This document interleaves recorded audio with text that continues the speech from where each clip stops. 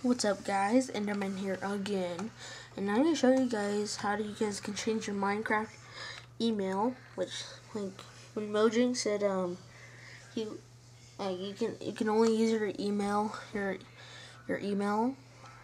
Mojang account, so you could use that for your username, but I'm going to show you guys how you guys can change your email to a username. So go on your web browser, which I already have Mineshaft right here on my thing, but you're gonna have to go to mineshaft.info. You can say you want to go to the login. Go to your sign in, and it should say I'm signed into my enderman@gmail.com account.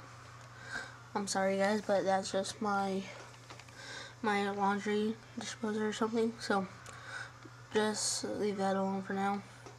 Just don't talk about it. So once you're done with that, sign in. It'll say, this is my Gmail account, so it'll say ihackenderman@gmail.com.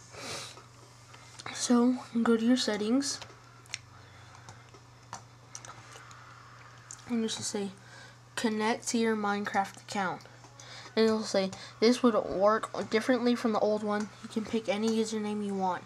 You don't need to connect with an official Mojang account. That said, you can only use your username if someone else has already taken it. Simply enter in the username and password until you migrated from the old site. So you can just pick any username you want. So I'm going to change this. I'm going to change it to my YouTube name. And my password. Oops, I messed up. So set it, click OK, and go to your settings. It should say your username should change.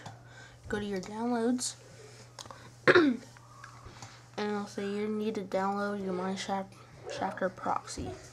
So once you download that, it'll say that you'll have your Mineshaft proxy open in your desktop. So when you're done with that, I'm gonna click on it. Then it'll just say that you could download it. So, and then you just have to type in your username on this one and your password. Then you can play online and offline.